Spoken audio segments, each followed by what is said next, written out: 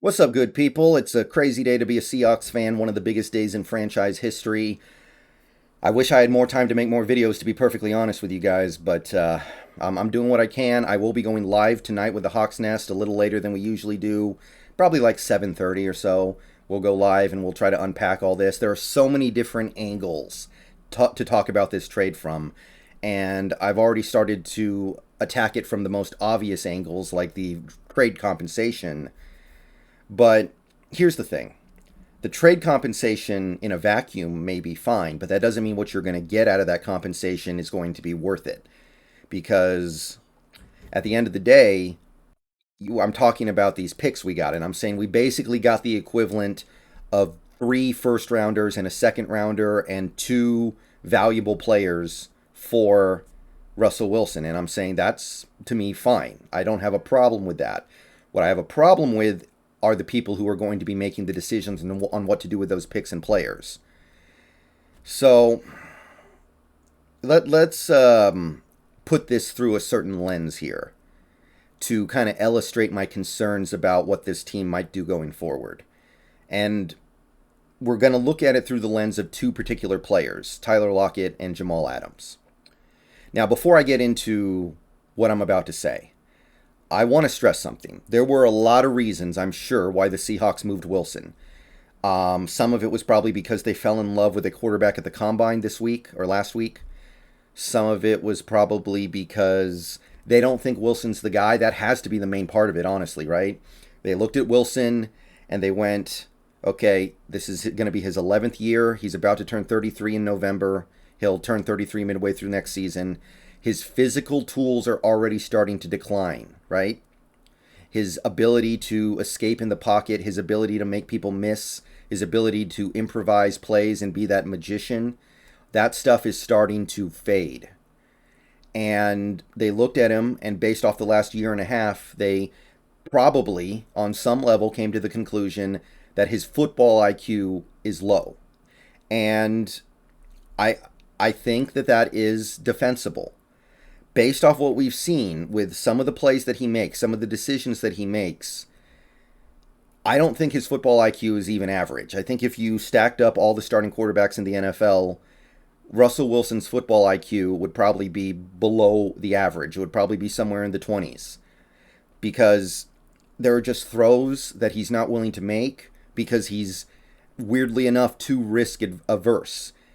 It's the problem is not that he's got a low football IQ, so he turns it over too much. It's he's afraid of the turnover because he can't make these reads. One of the big knocks against Wilson's game over the years has been his ability to diagnose a defense pre-snap. That's been considered to be one of the worst pre-snap quarterbacks in the league. I remember Jonathan Vilma in a game last year was announcing. He actually said, the way the Seahawks are running their offense right now, it looks to me like Wilson can't read a defense. And this is a year 10 quarterback. So they probably went, when you get older, when you start to get into your mid 30s, your football IQ is the thing that's going to carry you. And we think Wilson has a low football IQ. Based off what he's been giving us in recent years, that's probably the case. So, okay, that part of it is fine. But let's look at the fallout from this trade, because there is going to be fallout. We just went from having a franchise quarterback to a Drew Lock. I don't think Drew Lock will be the starter this year, to be clear, but just saying, for now we do have him. So Evan Massey on Twitter and a few other sources have reported that we are apparently open to trading Tyler Lockett now. Okay, this may happen, and it makes sense why in a vacuum, right? Tyler Lockett is a veteran receiver, probably in the second half of his career, getting older, losing some of his physical abilities, still a good player, but a huge chunk of his value was the rapport he had with Russ. And now he doesn't have Russ. I don't think Lockett is going to be as effective with most other quarterbacks because he and Wilson they had that thing going. And now that they're separated, Lockett's going to lose a lot of value. He's not going to be worth the extension he got in all likelihood. He's not like Metcalf. Metcalf, I think you put him with any decent quarterback, he's going to find a way to produce big. Lockett, I don't know. Lockett's a guy who sometimes doesn't really get open and still finds a way to make some ridiculous catch.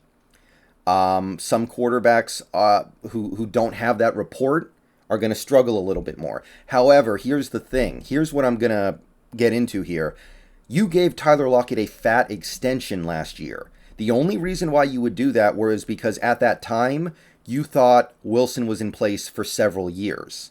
And now that you've traded Wilson, you have this fat extension kicking in for Lockett that you no longer want and see the value in. If you go to Spotrac, you can see that most of the money of this contract has not even come into play yet. 4 years, $69 million. Technically, the contract doesn't kick in until the start of the league year this year.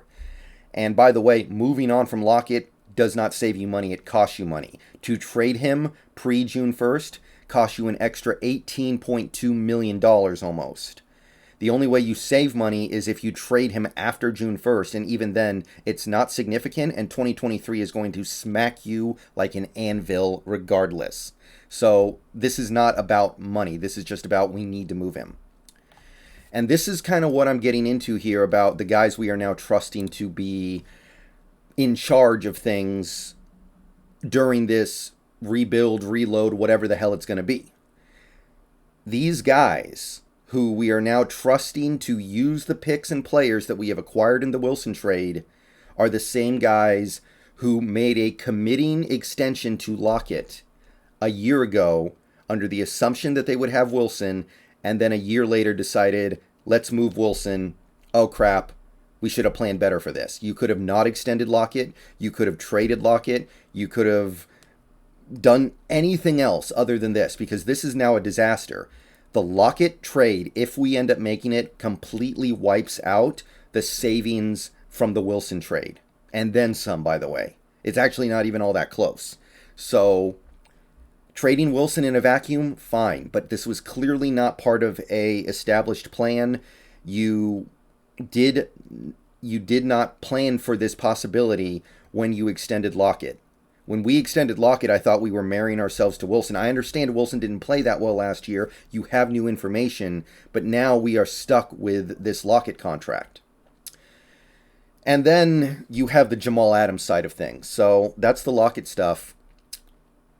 Like I said, a lot of reasons why we made the Wilson trade. No doubt. Most of it being involving Wilson the player. Some of it probably had to do with the fact that Wilson's going to want an extension next year, $50 million a year plus, and we don't want to do that. Understandable. But some part of this, and a few people have already said this, some part of this has to be because we want assets, because we lost our assets in the Jamal Adams trade. We don't have a first rounder this year because of the Adams trade. Now we have one because of the Broncos trade, the Wilson trade. So you make a huge mistake with this Jamal Adams trade. And no matter what you think of Jamal as a player, that's a terrible trade because we didn't get anything good out of it. Didn't win a playoff game during those 2 years. And now we have a player who we don't even know about the long-term future of because of all the injuries he keeps getting. And in order to make up for that trade, you move Wilson. But you let the chuckleheads who made the Jamal trade in the first place stay in charge. If you need to move off a quarterback like Wilson because of the Jamal trade, then you fire the clowns who made the Jamal trade and let somebody else come in and try to clean it up. So that part of it does actually kind of infuriate me. Trading Wilson, fine. But trading Wilson and keeping Carroll, keeping Schneider, that part's really not okay. And now we have a similar problem with Jamal Adams. Jamal Adams, what is the value of Jamal Adams right now? Safety in his prime, about to come into big money. I think his current he's not making huge money this year, but next year, the year after, maybe the year after that, huge cap hits for Jamal. For what? A team that is going to be rebuilding? A team that is going to be trying to find their quarterback? What is the value of having Jamal Adams if you don't have a great team to put him on? So are you going to trade Jamal Adams and eat more dead cap? Are you going to completely blow this year up like the, what's an example? Like the Cowboys did 10 years ago when they fired Wade Phillips and just kind of like, okay, slash, we don't care about money. Get people off this team that we don't want to be here. We're going to eat all this dead cap on guys who are the guys? Like Marion Barber, Roy Williams. Just get them out of here. I mean, if that's what you need to do, okay. But this kind of illustrates that this was not entirely well planned. If you thought it was a possibility to move on from Wilson, why would you give Lockett all that money? If you thought a retool, rebuild, reload, whatever the hell this is, was in play, why would you give up all those assets for Jamal Adams? So this is the part that's kind of messed up now.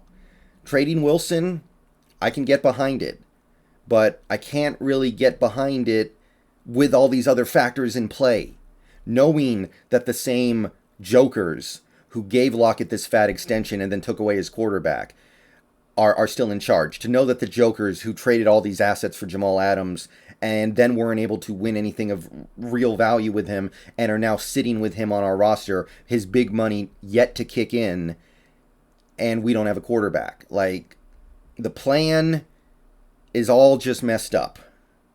That's the part of it that doesn't sit well with me. I have feelings about moving on from Wilson. I'm not sure it's the right move, but I think it's totally understandable. It's these other things that has me hung up.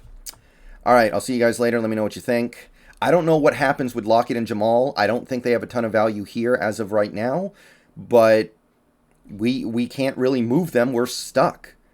And that goes to tell you that even though trading Wilson is at least defensible, then at the same time you have to say that the cost of moving Wilson is going to be pretty significant. All right, see you guys later. Go Hawks.